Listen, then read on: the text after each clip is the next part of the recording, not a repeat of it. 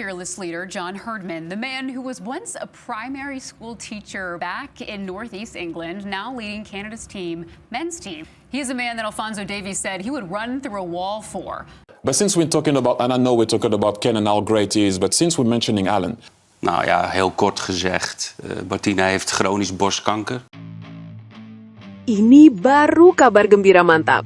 Thierry Henry dan Ronald Koeman berikan komentar jujur dan berkelas begini. Usai tahu John Herdman ajak Shin Tae-yong kolaborasi untuk jadi pelatih timnas Indonesia. Bahkan sampai buat Bung Bindar bilang kayak gini di hadapan publik. Wah, benarkah demikian?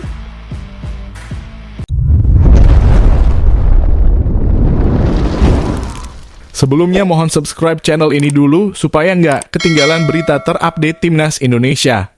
Jagat sepak bola Indonesia kembali diguncang kabar besar yang langsung menyedot perhatian publik tanah air hingga mancanegara. Pelatih anyar Timnas Indonesia, John Herdman, dikabarkan mengambil langkah strategis yang mengejutkan sekaligus brilian dengan memutuskan mengajak Shin Tae-yong berkolaborasi sebagai bagian dari tim kepelatihan Timnas Indonesia. Keputusan ini dinilai sebagai langkah cerdas, realistis, dan sangat berani, terutama setelah Timnas Indonesia mengalami periode suram yang disebut-sebut sebagai salah satu fase paling merusak dalam 1 tahun terakhir akibat Patrick Kluivert dan koleganya. Banyak pihak menilai kehancuran sistem, turunnya mental pemain, hingga terbelahnya basis supporter adalah warisan pahit yang harus segera diperbaiki. John Herdman tampaknya tidak ingin membuang waktu. Alih-alih membangun ulang dari nol dengan egonya sendiri, pelatih asal Inggris itu memilih jalan kolaborasi. Ia sadar, untuk mempercepat proses pemulihan Timnas Indonesia, diperlukan sosok yang sudah memahami DNA sepak bola Indonesia, karakter pemain, serta atmosfer tekanan publik. Dan nama itu tidak lain adalah Shin Tae-yong. Sumber ini menyebutkan, Herdman sejak awal menyadari bahwa kerusakan yang ditinggalkan era Kluivert tidak bisa diperbaiki hanya dengan pendekatan taktik modern semata. Dibutuhkan kesinambungan, pemahaman budaya, dan figur yang sudah punya legitimasi kuat di mata pemain dan supporter. Shin Tae-yong dianggap sebagai sosok paling ideal. Selama masa kepemimpinannya, STY dikenal berhasil membangun fondasi fisik, mental, dan disiplin yang membuat Timnas Indonesia sempat disegani di Asia. Meski akhirnya tersingkir secara politis, pengaruh STY di ruang ganti dan hati fans tidak pernah benar-benar hilang. Kolaborasi ini diyakini akan membuat proses adaptasi Herdman berjalan lebih cepat, lebih stabil, dan minim gejolak. Bagi Herdman, ini bukan soal ego, melainkan soal hasil dan masa depan Timnas Indonesia. Kabar besar ini pun menyedot perhatian dari para pengamat sepak bola di Eropa, pelatih ternama dunia, dan juga pundit lokal Indonesia. Legenda Perancis dan pundit ternama Eropa, Thierry Henry, menjadi salah satu tokoh internasional pertama yang menyuarakan komentar dan dukungannya. Henry, yang cukup sering membahas perkembangan Timnas Indonesia, terutama saat Garuda nyaris mencetak sejarah lolos ke Piala Dunia 2026, mengaku sangat antusias dengan arah baru sepak bola Indonesia. Saya cukup sering mengikuti Timnas Indonesia, terutama saat mereka hampir lolos ke Piala Dunia 2026. Jujur saja, saya cukup antusias melihat pelatih anyar Indonesia setelah dipecatnya Patrick Kluivert, dan ketika mayoritas fans Indonesia jelas menginginkan Shin Tae-yong kembali, ujar Henry. Henry menilai langkah Herdman mengajak STY bukan keputusan biasa, sebab menurut Henry, efeknya bukan hanya teknis, tetapi juga emosional. Dengan langkah besar John Herdman yang memutuskan mengajak Shin Tae-yong bekerja sama, saya menilai ini keputusan yang sangat cerdas dan akurat, tegasnya. Ini bukan hanya untuk mempercepat kembalinya Indonesia menjadi tim kuat, tapi juga untuk menyatukan seluruh fans yang sempat terpecah belah gara-gara Patrick Kluivert. Legenda Arsenal itu bahkan yakin, duet ini akan membawa dampak instan. Saya yakin, kombinasi Herdman dan STY akan menjadikan Indonesia kembali kuat dan akan bicara banyak di event terdekat seperti FIFA Series dan juga Piala Asia 2027 mendatang. Tak hanya pundit Eropa yang berkomentar. Dari Belanda, Ronald Koeman, selaku pelatih timnas Belanda juga angkat bicara. Koeman mengaku terkejut, tetapi justru sangat menghargai keputusan Herdman yang dinilainya dewasa dan visioner. Bahkan membandingkan Herdman dengan Patrick Kluivert yang datang-datang menghancurkan prestasi Indonesia. Saya cukup terkejut, tetapi saya juga sangat mengapresiasi langkah kolega saya, John Herdman, yang mengajak Shin Tae-yong, ujar Koeman. Sebagai sosok yang mengenal Herdman secara personal, Koeman tak ragu memberikan perbandingan tegas. Koeman secara gamblang menyebut era sebelumnya sebagai kehancuran besar. Sebagai teman yang cukup mengenal Hartman, saya bisa mengatakan kualitasnya jauh lebih baik dibanding Patrick Kluivert. PSSI tidak salah menunjuk Hartman. Setelah kehancuran besar yang ditimbulkan Kluivert, hadirnya Hartman dan Shin Tae-yong ini adalah anugerah dan harapan baru bagi seluruh fans timnas Indonesia. Ia pun menutup pernyataannya dengan doa tulus. Sebagai teman, saya doakan semoga Hartman sukses membawa Indonesia kembali menggila dan berprestasi di kancah Asia dan dunia. Dari dalam negeri, pengamat sepak bola nasional Bung Binder mengaku sangat terharu sekaligus optimistis mendengar kabar kolaborasi ini. Setelah apa yang terjadi di tahun 2025 ini, dengan banyaknya kegagalan menimpa timnas Indonesia, mulai dari gagalnya tim U23 lolos Piala Asia U23, SEA Games yang hanya mentok di fase grup, dan yang paling tak bisa diterima adalah gagalnya lolos ke Piala Dunia, padahal tinggal 180 menit, Bung Binder pun dibuat kembali optimis dengan hadirnya John Hartman, apalagi membawa STY gabung tim kepelatihan. Saya sangat senang dan gembira mendengar Hartman mau mengajak kolaborasi Shin Tae-yong, kata Bung Binder. Ia bahkan mengaku sempat tak percaya Hartman mau ajak STY kembali tangani timnas Indonesia. Menurut Bung Binder, inilah ciri pelatih kelas dunia. Jujur saja, awalnya saya tidak menyangka Hartman mau menurunkan egonya demi kebaikan timnas Indonesia. Ini adalah contoh pelatih yang berkarakter hebat dan tidak egois. Ia menilai sinergi ini nyaris sempurna, dan Bung Binder yakin dampaknya akan terasa langsung. Dengan Shin Tae-yong yang sudah paham betul kekuatan timnas Indonesia dan John Hartman yang punya kualitas bagus dari Eropa, saya yakin tidak butuh waktu lama untuk melihat Indonesia kembali bagus. Kita akan melihat senyum bahagia kembali di wajah seluruh fans timnas Indonesia. Mantap! Sukses untuk timnas Indonesia kita! Jika kolaborasi ini benar-benar terwujud, timnas Indonesia tidak hanya mendapatkan tim pelatih kuat, tetapi juga rekonsiliasi besar antara federasi, pemain, dan supporter. Hartman membawa visi global, manajemen modern, dan pengalaman Piala Dunia. Shin Tae-yong membawa fondasi, kedekatan emosional, dan pemahaman lokal yang mendalam. Di tengah agenda besar seperti FIFA Series, kualifikasi lanjutan, dan Piala Asia 2027, duet ini disebut-sebut sebagai kombinasi paling ideal yang pernah dimiliki timnas Indonesia dalam sejarah modern. Setelah sempat dihancurkan oleh keputusan keliru, kini Garuda bersiap bangkit, lebih kuat, lebih bersatu, dan lebih berbahaya. Menurut Anda, apakah duet John Hartman dan Shin Tae-yong adalah kunci kebangkitan timnas Indonesia? Apakah ini keputusan terbaik PSSI sejauh ini? Tulis pendapat Anda di kolom komentar. Namun tunggu dulu, setelah admin telusuri secara mendalam bahwa berita di atas adalah karangan belaka dan hoax, ini sebagai edukasi supaya penonton lebih jeli dalam memilih berita.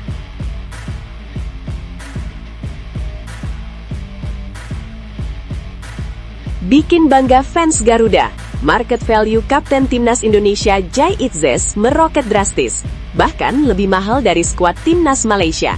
Sampai buat legenda Italia Paolo Maldini akui Itzes salah satu bek terbaik Serie A kah? Simak ulasannya di sini. Nilai pasar Kapten Timnas Indonesia Jai Itzes tengah berada di titik tertinggi dalam karirnya per Desember 2025. Kenaikan harganya bukan hanya signifikan, tetapi juga menciptakan perbandingan mencolok. Banderol Jai Itzes kini bahkan melampaui total nilai satu skuad Timnas Malaysia.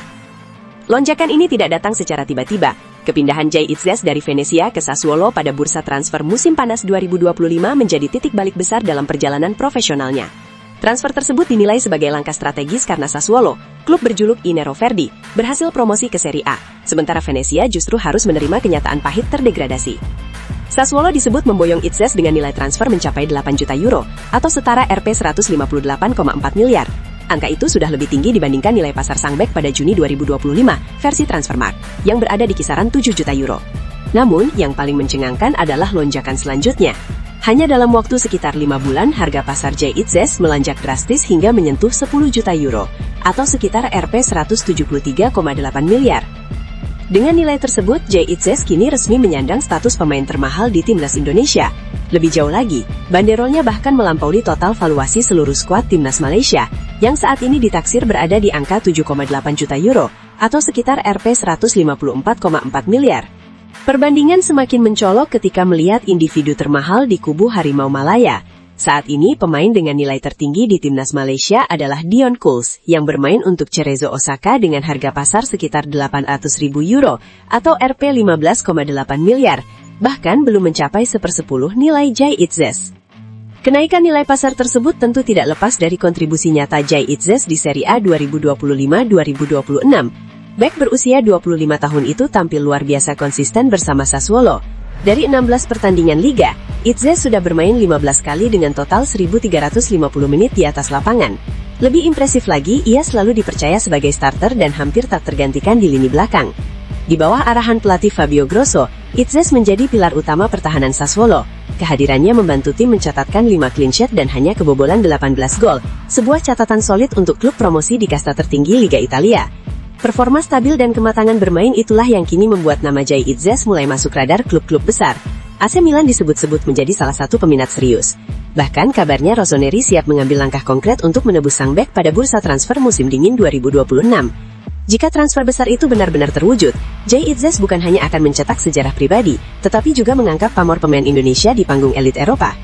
Menurut kalian, apakah Jay Itzes sudah layak melangkah ke klub sebesar AC Milan, atau sebaiknya ia bertahan lebih lama di Sassuolo untuk mematangkan karirnya? Tulis pendapat kalian di kolom komentar.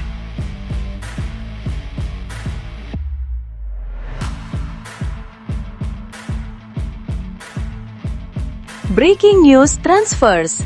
Minim menit bermain, pemain timnas Indonesia, Miliano Jonathans, siap hengkang dari FC Utrecht. Rumor menguat susul Tom Haye gabung Persib Bandung kah? Simak berita menariknya berikut ini. Masa depan Miliano Jonathans bersama FC Utrecht tampaknya memasuki fase krusial. Winger timnas Indonesia itu dikabarkan siap meninggalkan klub Eredivisie tersebut pada bursa transfer musim dingin 2026, menyusul minimnya kesempatan bermain yang ia dapatkan sepanjang musim ini. Miliano direkrut FC Utrecht dari Vitesse pada awal Januari 2025 dengan ekspektasi besar. Saat itu, pemain kelahiran Arnhem, Belanda tersebut datang dengan label performa menjanjikan dan digadang-gadang mampu menambah daya gedor di sektor sayap. Namun, realitas di lapangan berkata lain, persaingan ketat di dalam tim membuat Miliano kesulitan menembus skuad utama. Sepanjang kompetisi Liga Belanda 2025-2026, Miliano baru tampil dalam 7 pertandingan. Itu pun sebagian besar tidak dijalani sebagai starter. Pelatih FC Utrecht, Ron Jans, lebih sering memasukkannya dari bangku cadangan. Alhasil, hingga saat ini, pemain berusia 21 tahun tersebut baru mengoleksi total 271 menit bermain. Angka yang jelas jauh dari ideal bagi pemain muda yang sedang dalam fase penting perkembangan karir. Situasi inilah yang membuat opsi kepergian mulai dipertimbangkan. Demi menyelamatkan progres sang pemain, FC Utrecht disebut siap melepas Miliano pada bursa transfer musim dingin 2026 dengan skema peminjaman ke klub lain agar ia mendapatkan menit bermain yang lebih konsisten. Media Belanda, The Telegraph, turut menguatkan kabar tersebut. Pemain lain yang berpeluang hengkang pada Januari adalah Miliano Jonathans. Winger yang direkrut dari Vitesse setahun lalu tersebut minim mendapatkan menit bermain, tulis The Telegraph. Media yang sama juga menegaskan bahwa opsi peminjaman sudah mulai dibuka oleh pihak klub. Oleh karena itu, opsi peminjaman menjadi salah satu kemungkinan, dan opsi tersebut kini telah ditawarkan FC Utrecht kepadanya, sambung ulasan itu. Menariknya, Miliano bukan satu-satunya pemain yang berpotensi dilepas Utrecht pada periode tersebut. Klub berjuluk Domstedelingen itu juga dilaporkan siap merelakan beberapa nama lain, seperti Zidane Iqbal dan Sofian El Karouani, demi merampingkan skuad dan menata ulang komposisi tim. Meski demikian, masa depan Miliano sejatinya masih panjang. Ia masih terikat kontrak dengan FC Utrecht hingga 2028, sehingga opsi peminjaman dinilai sebagai solusi paling realistis dan aman bagi semua pihak. Utrecht tidak kehilangan asetnya, sementara Miliano mendapatkan kesempatan bermain reguler untuk menjaga ritme dan meningkatkan kualitas permainan. Kini, pertanyaan besarnya adalah, kemana Miliano Jonathans akan berlabuh jika benar dipinjamkan? Apakah ia akan tetap bertahan di Eropa, atau justru membuka peluang kembali ke Asia demi menit bermain dan kepercayaan diri? Menurut kalian, langkah terbaik apa yang harus diambil Miliano Jonathans agar karirnya terus berkembang? Tulis pendapat kalian di kolom komentar.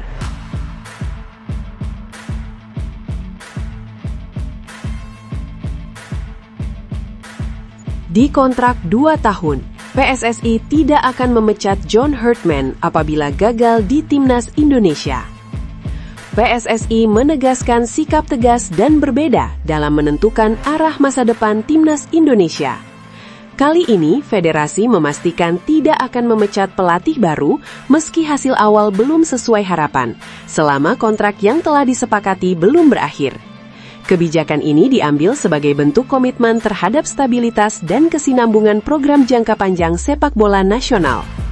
Sosok yang disebut-sebut akan segera diperkenalkan sebagai pelatih anyar Timnas Indonesia adalah John Herdman. Pelatih asal Inggris tersebut sebelumnya telah menjalani pertemuan langsung dengan perwakilan PSSI di Inggris, sebuah langkah yang menjadi sinyal kuat bahwa proses penunjukan sudah berada di tahap akhir. Dalam pertemuan itu, PSSI mengajukan sejumlah persyaratan yang disebut diterima dengan baik oleh John Herdman. Kini, publik tinggal menunggu pengumuman resmi dari Ketua Umum PSSI Erick Thohir terkait siapa nama pelatih yang akan memimpin skuad Garuda ke depan. Di balik layar, kesepakatan internal sudah semakin mengerucut. Anggota Exco PSSI Arya Sinulinga mengungkapkan bahwa dalam rapat Exco, federasi telah sepakat untuk berjalan bersama pelatih baru hingga kontraknya selesai, tanpa opsi pergantian di tengah jalan. Keputusan ini diambil setelah PSSI belajar dari pengalaman sebelumnya, termasuk saat mendepak Shin Tae-yong dan Patrick Kluivert, yang dinilai menimbulkan ketidakstabilan.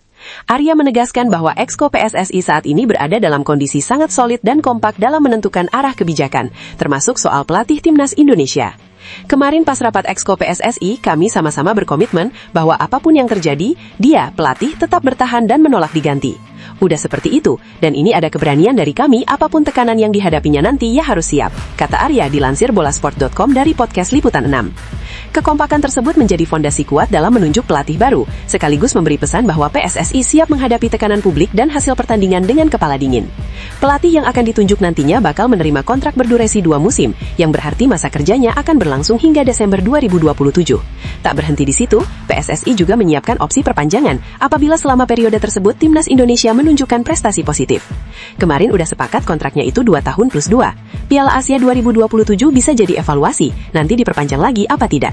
Dengan skema ini, PSSI berharap pelatih dapat bekerja tanpa tekanan berlebihan dalam jangka pendek, sekaligus memiliki target evaluasi yang jelas. Pelatih baru Timnas Indonesia nantinya akan langsung dihadapkan pada agenda padat dan strategis. Sejumlah ajang besar sudah menanti, mulai dari FIFA Series 2026, Piala AFF 2026, rangkaian FIFA Matchday, Asian Games 2026, Piala Asia 2027, hingga SEA Games 2027. Tak hanya itu, pelatih tersebut juga akan menangani Timnas U23 Indonesia, termasuk beberapa agenda penting di level usia muda. Langkah ini diambil demi menjaga kesinambungan filosofi permainan dari tim senior hingga kelompok umur. Untuk U23, kemungkinan besar dia juga yang pegang supaya adanya kesambungan. Selain itu, pelatih anyar nantinya akan membawa asisten pelatih dari luar negeri, namun tetap membuka ruang bagi asisten pelatih lokal Indonesia untuk terlibat langsung dalam tim kepelatihan. Lagi pula, pelatih baru nanti akan membawa asisten dari luar negeri dan menerima asisten pelatih lokal Indonesia, kata Arya. Kebijakan PSSI kali ini jelas menunjukkan perubahan pendekatan, lebih sabar, berani, dan berorientasi jangka panjang. Stabilitas pelatih diharapkan menjadi fondasi penting untuk mengangkat prestasi Timnas Indonesia di level Asia dan internasional. Menurut kalian, apakah keputusan PSSI untuk tidak mengganti pelatih di tengah kontrak adalah langkah tepat demi masa depan Timnas Indonesia? Sampaikan pendapat kalian di kolom komentar.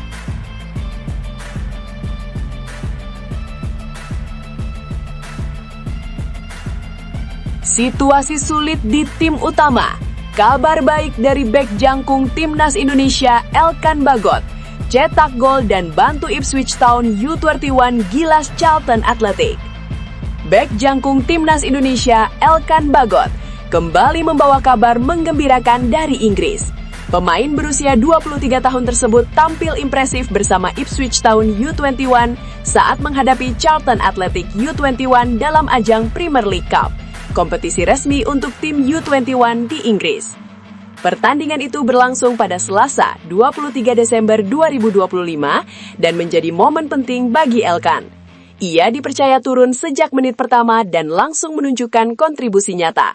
Elkan sukses mencatatkan namanya di papan skor dengan mencetak gol kedua Ipswich Town U21 pada menit ke-17, menegaskan perannya sebagai bek yang juga berbahaya dalam situasi menyerang. Dalam laga tersebut, Ipswich Town U21 tampil dominan. Gol pembuka dicetak Joe Spitz pada menit ke-4, disusul gol Elkan Bagot, lalu ditutup oleh Cameron Humphreys pada menit ke-71. Hasil akhir, Ipswich Town U21 meraih kemenangan meyakinkan 3-0 atas Charlton Athletic U21. Sepanjang musim 2025-2026, Elkan Bagot telah mencatatkan 5 penampilan bersama Ipswich Town U21. Meski tampil cukup reguler di level usia muda, jalan Elkan untuk menembus tim utama Ipswich Town masih belum mudah. Klub berjuluk The Tractor Boys itu saat ini berlaga di Championship, kasta kedua Liga Inggris dengan persaingan yang sangat ketat. Berdasarkan data Transfermarkt, hingga sejauh ini Elkan memang belum mendapatkan kesempatan tampil bersama tim utama Ipswich Town di ajang Championship. Kendati demikian, statusnya sebagai pemain masa depan tetap terjaga mengingat ia masih terikat kontrak jangka panjang hingga tahun 2028. Di sisi lain, Ipswich Town sedang fokus penuh mengejar target besar, promosi ke Premier League. Saat ini, tim asuhan Kieran McKenna berada di peringkat ketiga klasemen Championship dengan koleksi 37 poin. Untuk bisa meraih promosi langsung ke Premier League 2026-2027, Ipswich Town wajib mengakhiri musim di dua posisi teratas klasemen akhir. Di atas mereka, Middlesbrough menempati posisi kedua dengan 42 poin, sementara Coventry City masih kokoh di puncak klasemen dengan 48 poin. Musim Championship sendiri baru berjalan hingga pekan ke-22, artinya peluang Ipswich Town untuk mengejar ketertinggalan masih terbuka lebar. Konsistensi dan kedalaman skuad akan menjadi kunci dalam perburuan tiket promosi tersebut. Penampilan Elkan Bagot bersama tim U21 tentu menjadi sinyal positif, baik untuk karirnya di Inggris maupun untuk timnas Indonesia. Kini, tantangan terbesarnya adalah bagaimana memanfaatkan momentum tersebut agar bisa naik level dan menembus skuad utama Ipswich Town. Menurut kalian, apakah Elkan Bagot sebaiknya bertahan dan terus bersabar di Ipswich Town, atau justru mencari klub lain demi menit bermain di level senior? Tulis pendapat kalian di kolom komentar.